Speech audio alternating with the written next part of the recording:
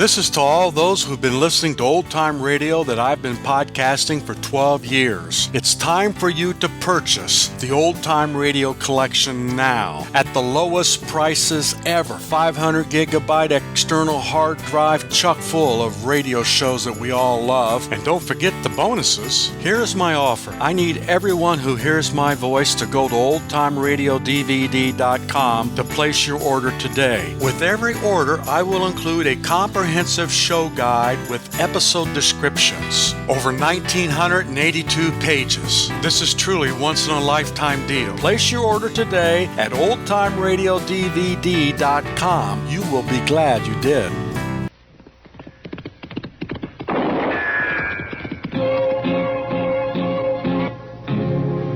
Guns.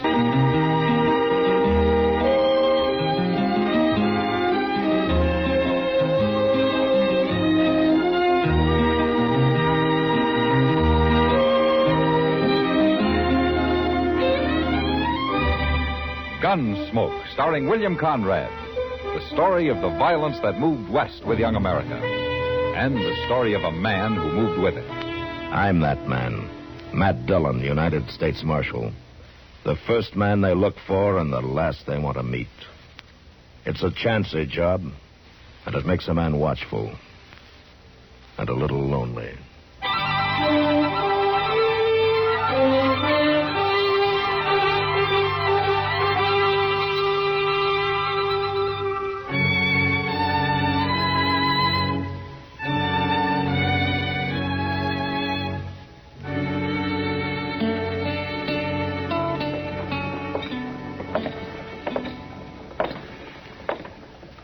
You know, Mr. Dillon, it's pretty doggone funny when you stop to think about it. What is, Chester? Life is. No? You, been reading another book? Well, yes, sir, I have. It's one Doc lent me. It was wrote by some fellow named Shakespeare. Did you ever hear of him, Mr. Dillon? Shakespeare? Yes, sir. Pretty well known in his day, I guess. He died, though, quite a while back, according to Doc. Oh, yeah, so I understand, Chester. He don't use English too good. He's one of them foreigners, so it makes it kind of hard to follow him, you know. But I'll say one thing, Mr. Dillon, he sure does call the turn on the way people act. Is that so? Why, the things that was going on over there in Europe and all them cities in the olden days, it's just the same as what modern folks are doing here in Dodge right now. You don't say. Why, they were scheming and plotting and lying to one another just the same as now. Well, then at least things aren't getting any worse, huh? Every time a person turned around, somebody was killing somebody, seemed like. Used swords and knives mostly. And it appears they didn't have no guns to speak of back then.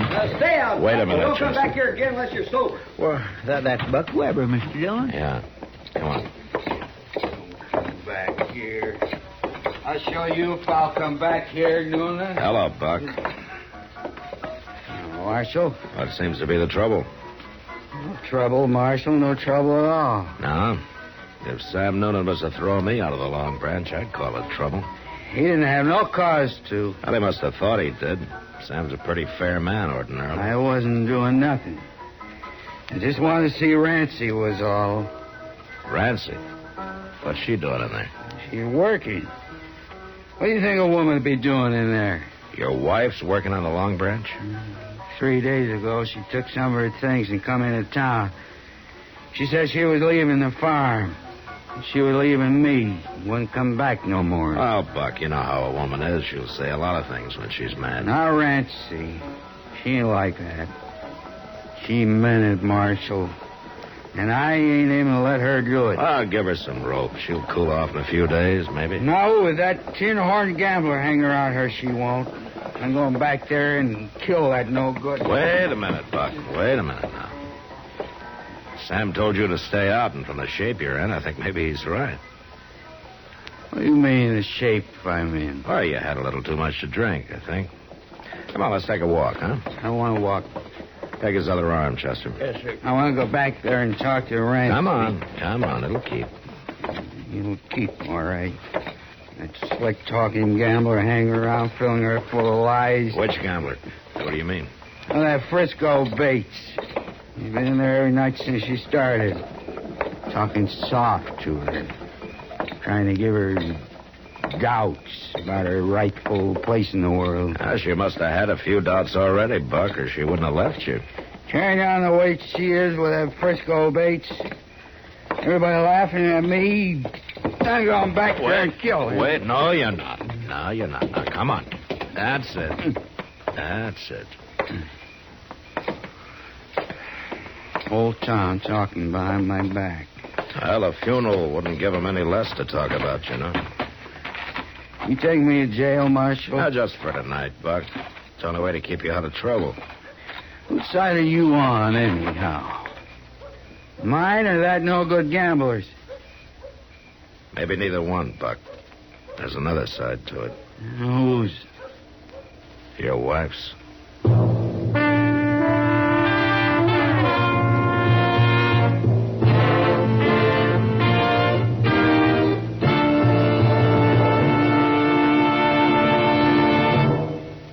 Do you think you should leave politics to the politicians?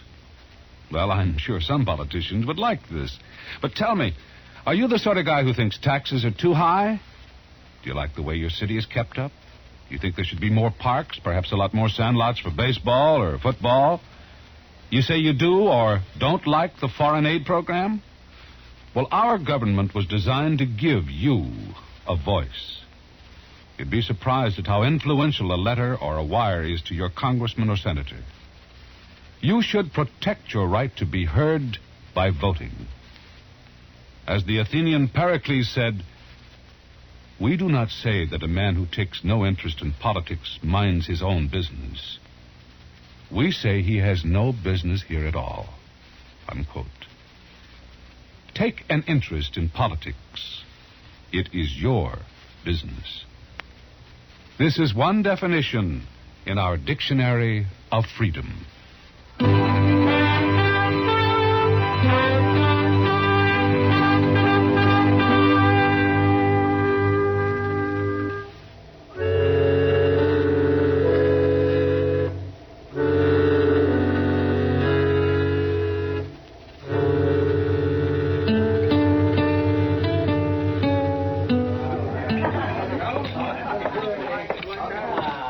Good to see you, man. Hello, Kitty.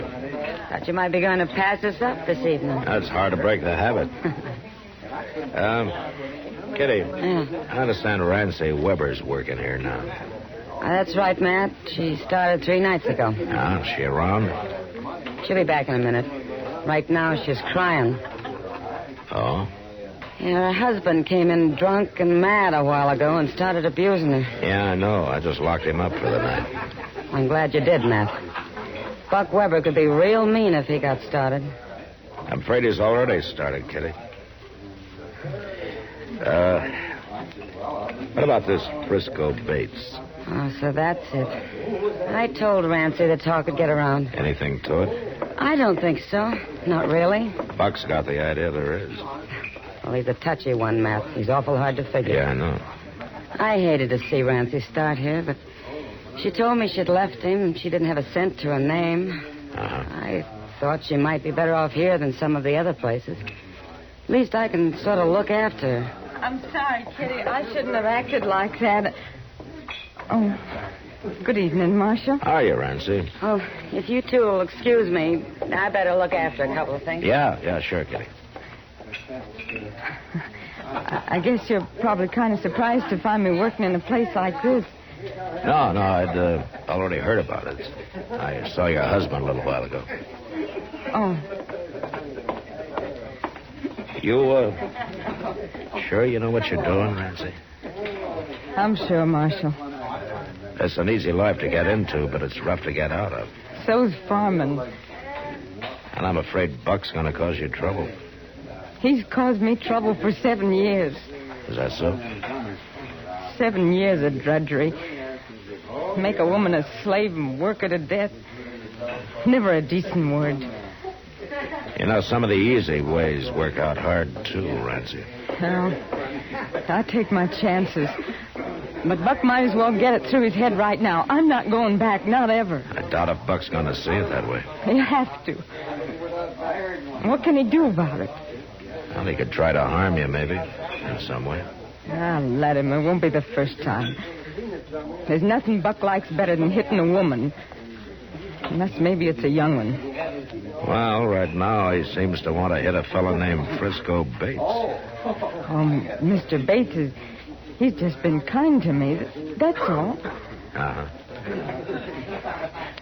You know, men like him are new to you, Rancy. They can cause a lot of trouble sometimes. Just by being kind. I'm not a bad woman, Marshal.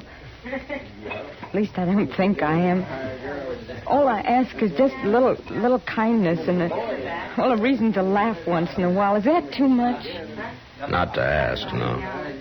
Sometimes a little too much to expect, though. Are you going to monopolize this young lady all evening, Marshal? Oh, how are you, Frisco? Rancy, you better go see what it was that Kitty wanted, huh? What, Kitty? Yeah. Oh. All right, Marshal. You excuse me, Mr. Bates? Certainly. Is this a policy of the law in Dodge City, Marshal, interfering in people's personal affairs? Sometimes, yeah. At least when their personal affairs seem to be heading toward a killing. You mean Rancy's husband, I suppose. Well, he came around looking for you, didn't he? The way he's been treating her, I may go looking for him. Why her, Frisco? There are other women around. Not like Rancy. She's out of place here.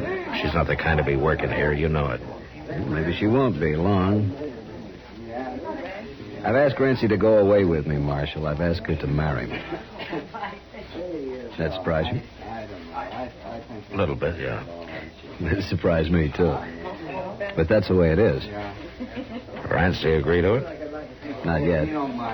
But she will. And Buck Weber won't have a thing to say about it. He won't, huh? I wouldn't count on that if I were you.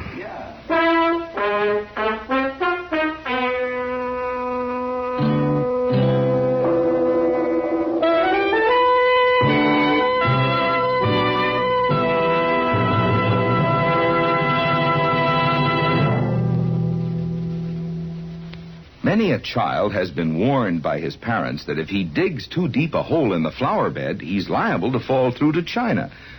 Well, apparently this little tale had its origin in our American folklore many years ago. And it all started when Captain Wentworth bumped into the great Sam Patch in the middle of the China Seas. The captain said, "Why, Sam, how did you get here? I thought you were drowned near the Canadian border." Sam replied, "I didn't get here at all. I dove right through. In that there Niagara dive, I went so deep, I thought it was just as short to come up the other side. So I came out here in the China Seas. Now you just turn your ship around and I'll race you back to Boston. And if I don't beat you, then my name's not Sam Patch." Folklore belongs to every nation's legendary past, and I guess we Americans have our share of some tall tales.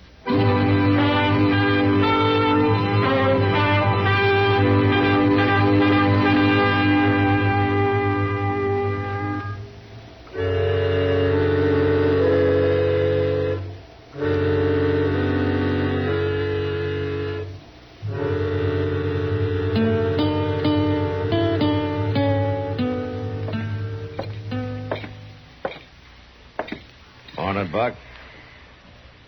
Marshal? Did you sleep all right? Tolerable. Well, I hope you slept off some of those crazy notions you had last night. Maybe. All right, come on out. I got your belongings out here in the office, Buck. There's no charge against you. You're free to leave. Glad to hear that anyway. Well, morning, Buck. Stuff's there on the table, Buck. Thanks. Did I get my gun back? Chester? I'll get it.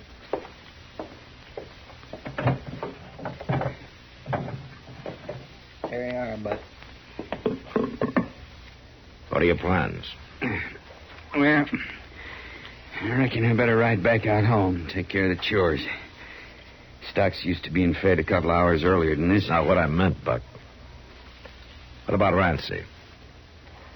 I ain't rightly made up my mind yet, Marshal. Leave her alone, will you? Give her a chance to use her own judgment. Don't seem like she's got much of that. From the folks she's took up with the last few days. It's her own business. She's a grown woman. She's a married woman, too. She hadn't ought to be carrying on the way she is. She hasn't done anything wrong. I ain't saying she is. I got nothing against Rancy. Any woman's liable to get out of hand once in a while and start thinking fancy. I get her back out there in the farm for a week or two, she'll come to her senses.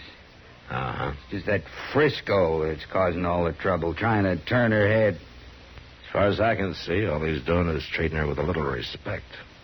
It's a matter of opinion, Marshal.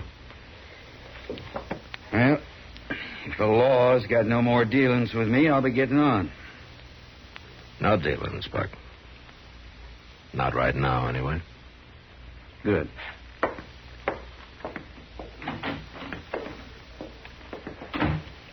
That fellow was born under a bad star, Mr. Dillon. Yeah, you may be right, Chester. He lives mad and he's going to die mad. You just wait. That's about all I can do, Chester.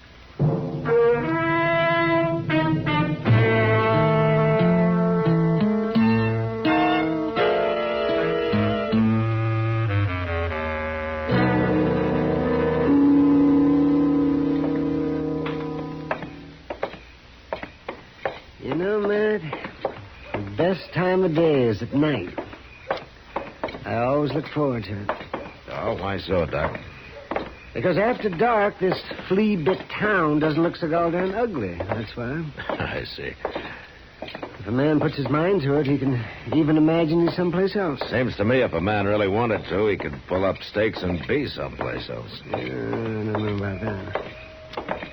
A couple of years out on this blasted prairie leaves a man uncivilized for the rest of his life. Doc, you were born uncivilized. Oh, in medical school, I was regarded as a lad of culture and refinement. Medical school? I always thought you had veterinary training. I'd have been better off if I had. There's more animals around here than people. And that's not counting the people that are animals. Or just the same as, anyway. Oh, they're improving a little bit year by year. Oh, yeah, sure, they're improving. They're all for themselves, and the devil take the hindmost. That's what. Human nature doesn't change, Matt. Well, that's what Chester thinks, since you started him reading Shakespeare. Yeah, it won't do him any harm. Come on, Doc. He's over back of the Dodge House, I think. Yeah, you say civilized, huh? Oh, sure, yeah, improving. People shooting each other all the time and bullets flying around. Come on over this way. Nobody dying in their beds. Oh, yes, they're civilized. Yeah. Over here, Mr. Dillon. Somebody fired through the window in the Frisco Bates room. They must have been hiding out here in the dark somewhere. All right, come on. We can get in through the back door. Yes, sir. Will you stand back, please? Stand away from the door, will you? All right, go on in, Doc. Chester. Good. It's the first room, Mr. Dillon. We're right here at the corner. Uh-huh. Quiet, eh? For Mr. Dillon. Well, good Lord, Matt. Yeah. All right, take over, will you, Doc? I got some dealings with a man.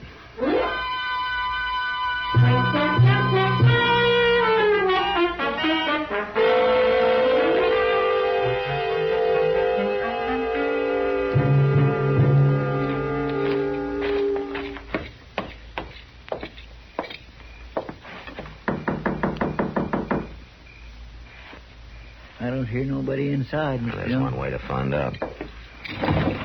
All right, hold it, Buck. Why, Marshal, I thought I heard somebody knock. You did. Been doing some shooting, huh? No, I was just cleaning my gun.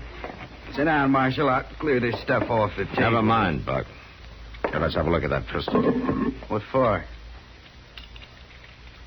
Well, there have been 3 shots fired here. Oh. Yeah, I forgot there was a coyote bothering around this morning. There were 3 shots fired in town tonight back of the Dodge House. That's so. And a half a dozen people saw you running away from there right afterwards, Buck.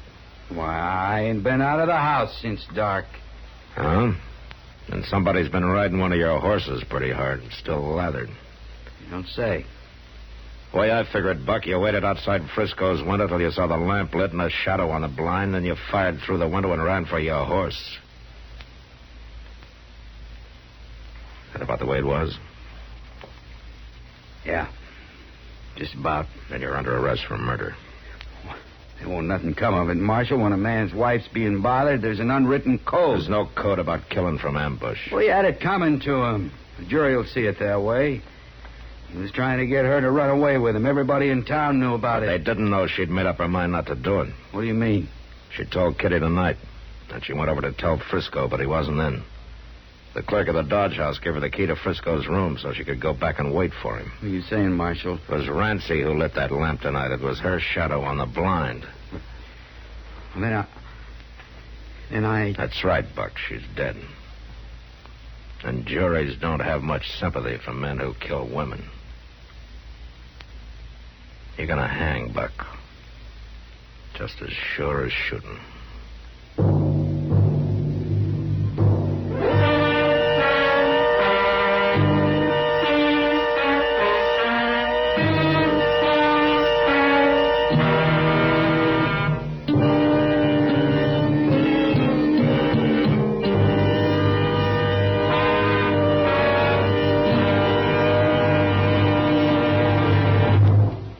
How well do you know the history of your Marine Corps? For example, did you know that the Marines were the first American troops to be decorated with the Fourragère, one of France's highest decorations of honor? In June 1918, the German army was in possession of Belleau Wood, a highly strategic point on the way to Paris, and unless the wood was secured by the Allies, Paris would soon fall. 2 regiments of the American 2nd Division, the 5th and 6th Marines, were deployed to the south of Belleau Wood and ordered to drive the German troops back. Although greatly outnumbered, the Marines attacked again and again, and within 3 weeks, Belleau Wood was secured for the Allies. After Belleau Wood, the Marines continued their valiant fight, and to them, the grateful French government awarded the Croix de Guerre with 2 palms and a gold star, and the first American troops to be so honored, the Fourragère. Thus, another page was added to the history of your United States Marine Corps.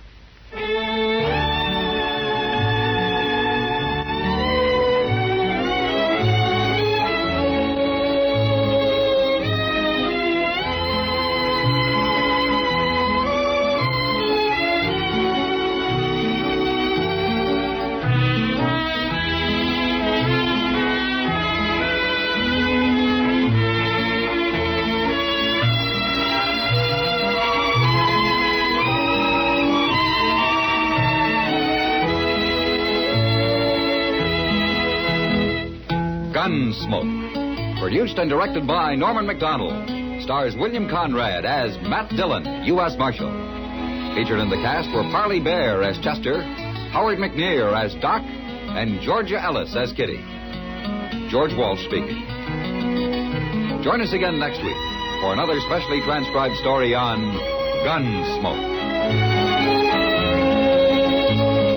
This is the United States Armed Forces Radio and Television Service.